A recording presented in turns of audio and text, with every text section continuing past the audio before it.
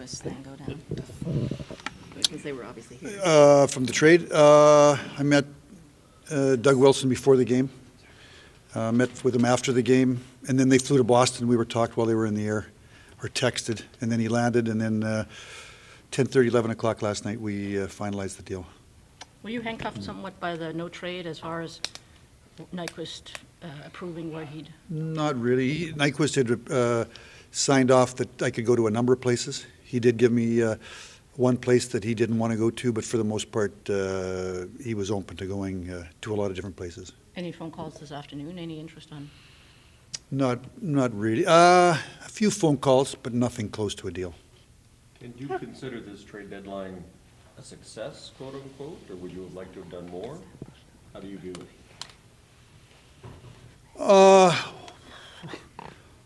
I can't make it up, so I only can deal with what is in the marketplace. So, I'm happy. In the last 2 days, we've acquired 2 second-round picks, one for Jensen, one for Nyquist. We got a third that could be a second if they go to the finals. We got a young defenseman, Bowie. You're adding that to the Tatar deal a year ago, which was a first, a second, and a third. So, at the end of the day, to rebuild, going with youth has got to be done through the draft. It's got to be done through multiple picks. And I think that we're trying to acquire multiple picks. Would I like to have acquired more picks? Yeah, I'd love to have acquired more picks, but like I said, the marketplace speaks. You have 3 second-round picks in this draft now. At this, as it stands right now, what is your staff's feeling on how deep a draft this is this year? I think it's, I think most drafts from a depth standpoint are similar.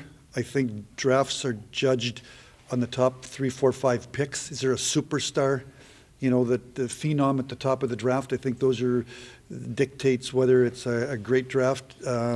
So, I think it's a similar draft. There's lots of young players out there that are going to play in the National Hockey League. It's a bit of a guessing game when you're trying to speculate on an 18-year-old's future. And it's about, like I just said here. We've got 3 seconds. Obviously, it looks like we're going to have a relatively high first. We've got a couple more seconds in 2020, so we've got lots of picks. Based on the young guys that you have up now in the organization, getting some experience, and also the guys in the lower leagues getting some work as well, and also the picks that you have, Kenny, how far off do you think you are from competing again? Competing for the Cup? Playoffs, high playoffs? Well, for the Cup, a long playoff run, it's a while. You just got to look around the league and look at the teams, and some teams are real good teams, and they haven't gotten long playoff runs yet, and they've been building for a while. So, I think we have to build a foundation. We're in the process of building a foundation. I think some of those young players are on our team. I think there's some players that are in our system that we own, can be part of that foundation. And hopefully some of these draft picks in the next 2 to 3 years can be part of that foundation. Now, then at some point in time, we need to either get into the free agent market to add, or you trade some of these young players or some of these futures to acquire somebody when your team gets better and sign that player to a long-term contract. But I think that in the short term, we have to build lots of assets, lots of young players through draft picks. We have to get those young players onto our team. And as you've watched our team this year, certainly I think up front, the young players are taking over our team. The offensive, if you look when our team goes in the power play, it's lots of young players. On the back end, we've still got lots of veteran players. Chalowski and Hronik, we got couple of young defensemen. We've got another 2 or 3 young defensemen in the system that we think have a chance to be NHL players, in the next couple of years. But it's, when you're building through the draft and you're building through 18-year-olds, it's going to take time. So I'm preaching patience. And again, between the deal last year for Thomas Tatar, this year for Nyquist and Jensen, I think we acquired, a first-round pick and 3 seconds and 2 thirds. One of the thirds can go to a second. So I'm trying to speed the process up by, last year we had 2 firsts, 2 seconds, sort of, I don't want to say 2 drafts in one, but certainly 2 drafts in terms of high draft picks. This year we got a first, we have 3 seconds, and That's got to be the plan. Hey, Ken, can you talk about just how active the Jimmy Howard interest might have been, if it was? I don't think there was any market for goalies that I could tell. Ken, what's your plan with Jimmy going forward as far as talking contract extension? Are you going to? Yeah, I'm gonna sit down with. I talked. He's got somebody representing him or advising him, a former agent of his. That we talked a couple of times. We basically agreed that we'd get to the trade deadline. I wanted to see if there was if anybody was looking for a goaltender, and I'll sit down with him here in the next week or two. Kenny, did you broach anything with Croner at all, or was there any sort of interest? I met with Croner about 2 weeks ago, and I would say over the last 2-3 days there was 2-3 teams that were tire kicking. For I don't know, they were going to offer a ton, and I think what he's meant to this franchise and what he means to this franchise now in terms of leadership in this locker room and with the young players, I guess if somebody would have stepped up big time, and I don't know what big time means, but I would have probably had a conversation with Croner, but that didn't happen. Do you think he has another season in him, Kenny? I got to sit down with him. I think he's got another season in him if he wants to have another season in him. As I've dealt with older players through the years, a lot about it is about the fire that they've got. Because you got to work all summer in the gym. You got to work twice as hard to maintain. You're not gaining ground. Obviously, Father Time is banging away. So I'll talk to him at the end of the year and see what he's thinking.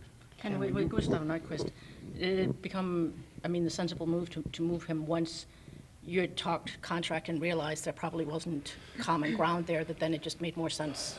Yeah, we talked contract. His agent Wade Arnott and myself. I guess I was conflicted a little bit because, I was hoping coming into this season, the team we had, I re-signed Mike Green. Obviously, we went out and we signed 2 or 3 veteran players. I was hoping that we could be more competitive than what we are. I think on a night-to-night basis, we've been competitive enough to be in most hockey games. The games are exciting. We've made comebacks. But the reality is when you look at the standings, we're not nearly as competitive as we need to be to compete for a playoff spot.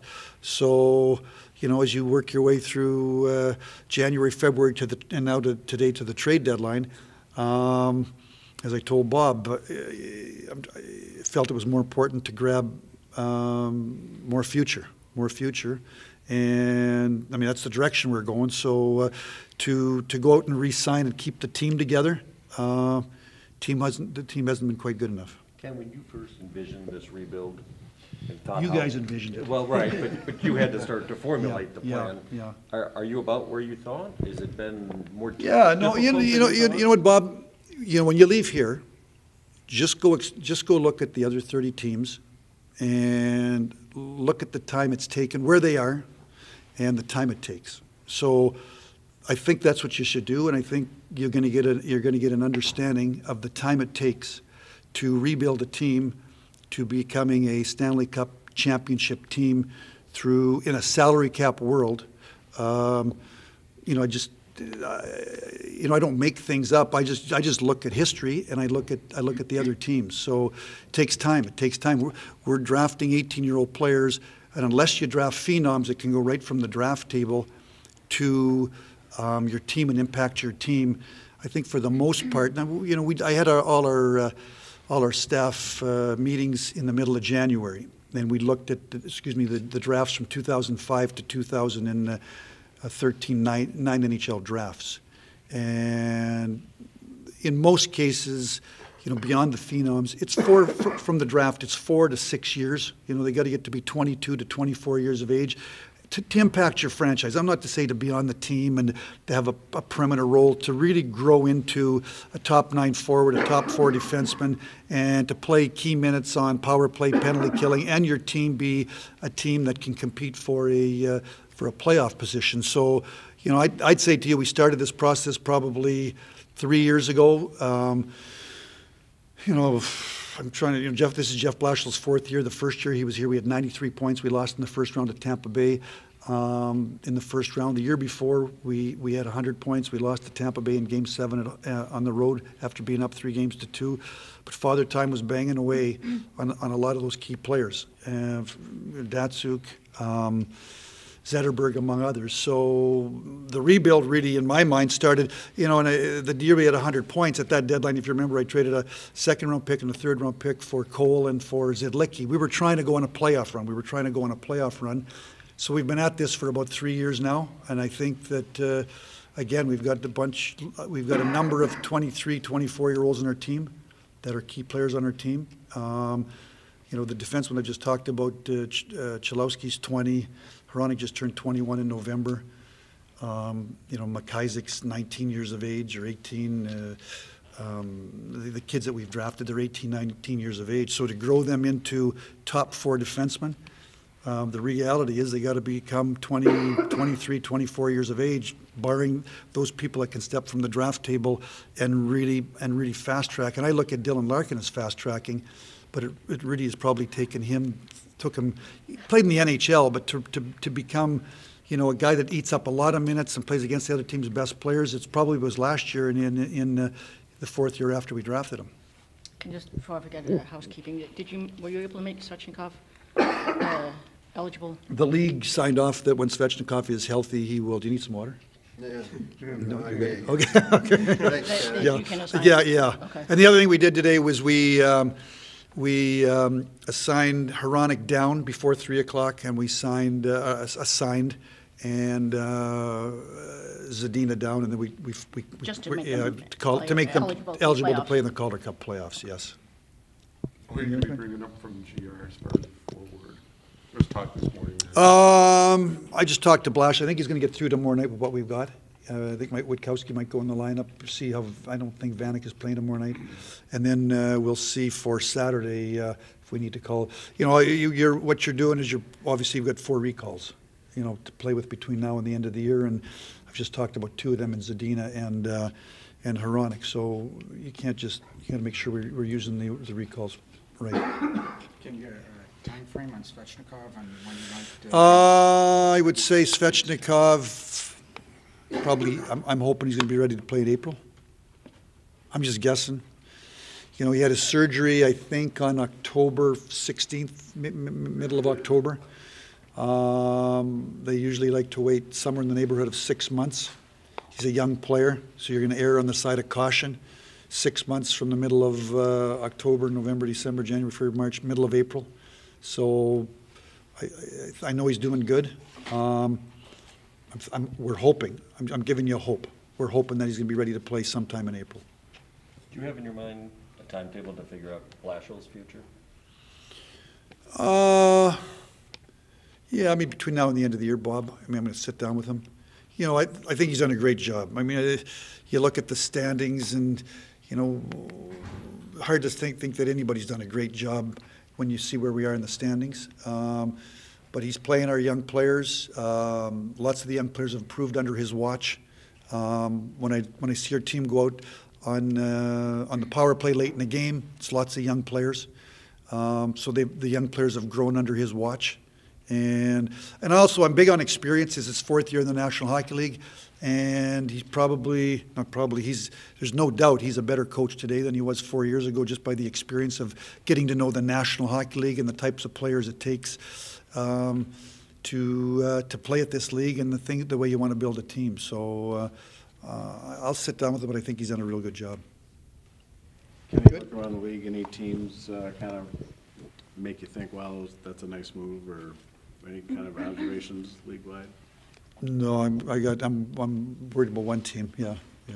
Focus. Obviously, there's this time of the year. Obviously, Stone went to Vegas today, and there's been a lot of this time of the year, lots of good teams. Add another real good player. So it's obviously we were 25 years in a row. We were here in the playoffs. It's the most exciting time of the year. We've got the greatest fans in the world. Trying to do this as fast as possible because we want to be part of it. It's you know, it's no fun to be at the deadline 3 years in a row and trading away people and talking about draft picks and future. You know, our fans want to talk about what additions we've made and the potential for our team to go on a playoff run. So, you know, as you look around, certainly it's an exciting time for lots of franchises around the league that were able to add players today. And lots of teams added lots of good players. So it's shaping up for an exciting Stanley Cup playoffs. Unfortunately, doesn't look like we're going to be part of it. Ken, what would you say has been the most difficult part of the process? Like, I don't know what. Well, nothing's difficult for me because I guess, Bob, I live it every day. And I was part of this franchise in 1985, and we had 40 points, and we had the worst record in the National Hockey League.